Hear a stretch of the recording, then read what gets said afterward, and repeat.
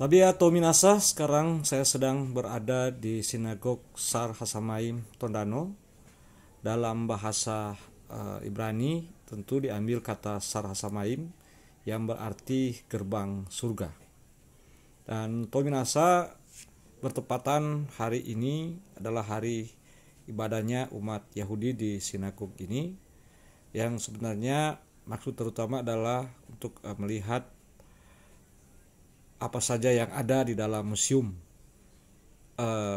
Holocaust di Tondano ini.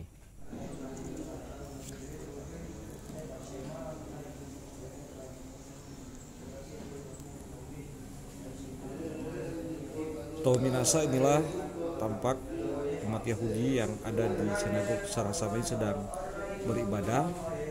Mereka dalam hari Sabtu mengikuti tentu tradisi keagamaan mereka. Dan ini Tominasa kita bisa melihat penampakan sinagog dari luar.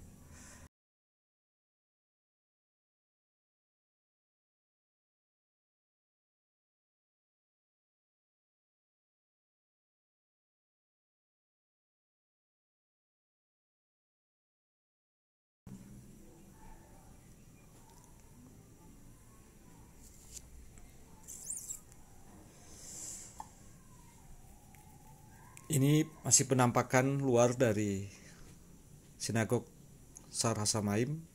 Dan sekarang Tominasa saya sedang berada di dalam museum Holocaust yang lagi ramai dibicarakan. Kita akan melihat nanti apa saja yang ditampilkan di dalam museum ini. Tentu karena namanya museum Holocaust, maka isinya adalah tentang tragedi kemanusiaan yang terjadi di Jerman tahun 1933 sampai tahun 1945. Kita lihat di sini ada satu gambar. Ini adalah perempuan dan anaknya. Kita akan melihat ini timeline tahunnya kejadian Holocaust atau peristiwa Holocaust itu yang terjadi dari tahun 1933 sampai 1945. Dan ini Tominasa, sebaran wilayah kekuasaan Nazi di Eropa pada masa itu yang berwarna hitam itu luas wilayahnya. Dan Tominasa ada yang menarik di museum ini, yaitu ditampilkan juga umat beragama lain yang kemudian mengambil peran dalam menyelamatkan orang-orang Yahudi yang dikejar-kejar oleh Nazi Hitler Jerman, dan termasuk adalah tokoh-tokoh agama atau orang-orang Islam. Nah, ini dia ditampilkan orang-orang dari agama lain, dalam hal ini Muslim, yang ikut menyelamatkan orang-orang Yahudi ketika terjadi peristiwa atau tragedi Holocaust tersebut. Jadi sebenarnya yang terjadi di masa itu adalah kerjasama antar umat beragama atau antar tokoh-tokoh agama. Ada ya Islam, Protestan juga, Ortodoks, ataupun mereka lebih mengidentifikasi diri sebagai pegiat kemanusiaan. Ini gambar-gambarnya Tominasa, kita bisa menyaksikan langsung di museum ini. Tokoh-tokoh atau orang tertentu, mungkin lebih banyak lagi, yang telah mengambil peran dalam menyelamatkan orang-orang Yahudi yang dibantai waktu itu. Tominasa dari tuturan langsung Rabbi Yakob Baruk, saya memperoleh informasi bahwa museum Holocaust ini dibangun untuk dua hal paling tidak.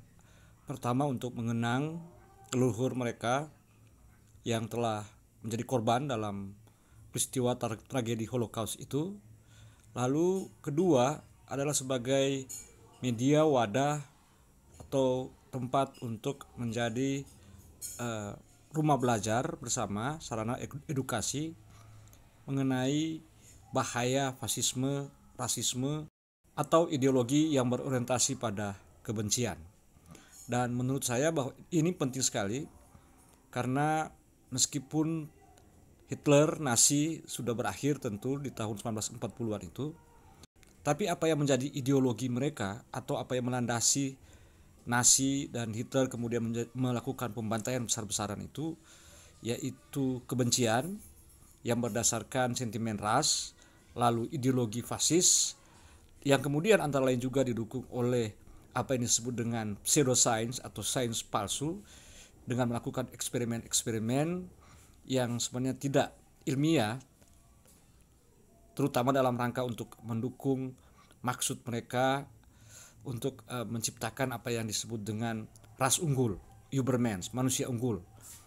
Dan ini sebenarnya menjadi pelajaran bagi kita bahwa kebencian atau apapun itu yang menyasar manusia berdasarkan keunikan-keunikan atau perbedaan-perbedaan yang ada, lalu kemudian itu menjadi satu ideologi, dan kemudian pengoperasiannya dengan kekerasan itu selalu berbahaya, dan itu bisa terjadi di mana saja. Dengan demikian sebenarnya museum ini justru perlu didorong atau kemudian didukung, karena dengan kemudian dia menjadi media atau sarana belajar, maka siapapun datang ke tempat ini dapat melihat dua hal paling tidak, bahwa bahaya-bahaya kebencian, rasisme, fasisme itu bisa terjadi kapan saja, di mana saja. Tapi yang penting juga bahwa belajar dari tragedi kemanusiaan terbesar di abad 21 itu adalah bahwa pun dalam kondisi yang serba sulit, serba tertekan, serba dibatasi, dikontrol seperti itu, masih saja ada orang-orang yang berani bahkan mempertaruhkan nyawanya untuk menyelamatkan orang-orang yang dia tidak pandang dari ras mana, agama mana, tapi dia melihat sebagai manusia. Itu yang kita lihat tadi, gambar-gambar ada seorang pemimpin besar ulama Islam di Eropa yang kemudian menyelamatkan 500 orang Yahudi yang dikejar-kejar oleh Nazi Hitler. Dan dia kemudian menyelamatkan mereka, dan setelah Hitler dan Nazi kemudian dapat dikalahkan, orang-orang tersebut kemudian dibebaskan dan mereka kemudian dapat hidup merdeka bebas sebagaimana identitas mereka, sebagaimana keyakinan dan kepercayaan mereka.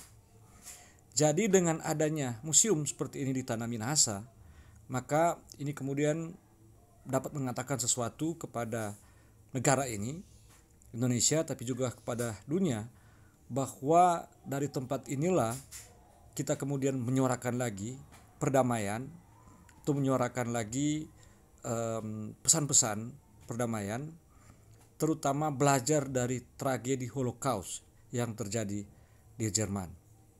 Dan Tommy Minahasa sedikit tentang sejarah Yahudi di Sulawesi Utara atau di Tanah Minahasa ini, bahwa sebenarnya selain sinagog ini yang berdiri tahun 2004, di masa kolonial di tahun 1920-an 30-an sudah ada orang Yahudi yang kemudian berinisiatif mendirikan sinagog terutama di Jalan Garuda. Tapi itu kemudian berubah ketika terjadi Perang Dunia Kedua, Jepang masuk ke tanah ini, berkuasa tidak lama tapi kemudian melakukan banyak hal termasuk berdampak pada keberadaan sinagog yang ada di Jalan Garuda. Dan orang-orang yang kemudian mengidentifikasi diri sebagai penganut agama Yahudi, kebanyakan pertama-tama memang merujuk dari secara silsilah, entah itu leluhur mereka Yahudi, tapi kemudian saya kira kita harus membedakan antara yang disebut negara Israel, Sionisme, dengan umat Yahudi. Sebab ada juga atau banyak bahkan dia berdarah Yahudi tapi tidak kemudian tidak lagi memilih untuk menjadi penganut agama Yahudi. Tapi memang bahwa banyak atau yang kemudian dia kembali pada agama leluhurnya karena ketika dia mengetahui silsilahnya ada entah itu kakek buyutnya atau neneknya yang berdarah Yahudi. Dan di Sulawesi Utara terutama di Minahasa, sinagog itu bermula di Manado, tapi kemudian pendirinya eh, meninggal dan terutama masuk Jepang itu kemudian berakhir. Dan sinagog Sar Hasamaim yang berada di Tondano ini nanti berdiri tahun 2004 dan itu peran dari Rabi Yakub Baruk yang kemudian ketika dia menelusuri silsilahnya dia menemukan bahwa dia memiliki darah Yahudi dan kemudian mengambil keputusan untuk memeluk agama Yahudi. Dari pengamatan saya, orang-orang yang ada di sekitar sinagog ini Tondano, Kristen terutama tidak mempermasalahkan keberadaan sinagog ini dan bahkan mereka seolah-olah menikmati dan bahkan merasa bahwa ketambahan lagi satu hal yang unik, yang khas, selain bahwa di Tondano misalnya ada Kampung Jawa Tondano, yaitu mereka pengikut Kiai Mojo yang datang dari Jawa di tahun 1830 yang kemudian mendirikan Kampung Jawa Tondano. Dan mereka khas karena berdiri kampung yang mayoritas Muslim di tengah-tengah Tondano yang beragama Kristen. Dan ini saya kira perlu menjadi satu kebanggaan bagi Tou Minahasa karena selain agama Kristen, agama Islam, ada juga Hindu, Buddha, Konghucu, Bahai juga ada.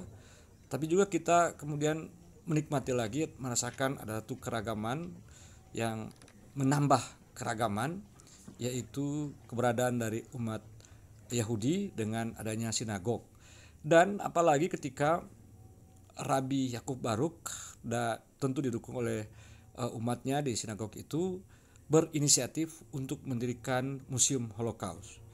Dari sini orang-orang Minahasa terutama Sulawesi Utara atau siapapun yang ingin belajar dari tragedi untuk membangun misi dan visi perdamaian bisa datang belajar melihat bagaimana kebencian, ideologi fasis, rasisme yang kemudian dipolitisir sedemikian rupa, kemudian dia dioperasikan dengan kekerasan secara struktural, sistematis, akan mengakibatkan tragedi, genosida, pembasmian.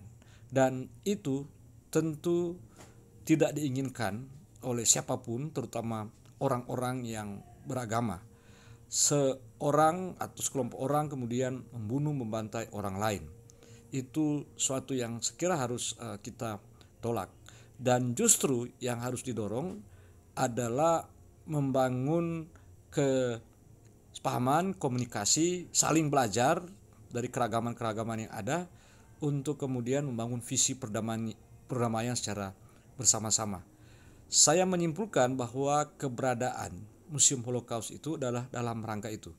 Karena kemudian dengan hadir di situ kita melihat gambar-gambar di situ, kita kemudian akan belajar dari sejarah tentang suatu tragedi terbesar di abad 21 yang telah menyebabkan jutaan orang meninggal hanya karena suatu ideologi atau suatu pemikiran politik rasisme fasisme. Demikian Tou Minahasa, saya Denny Pinontoan.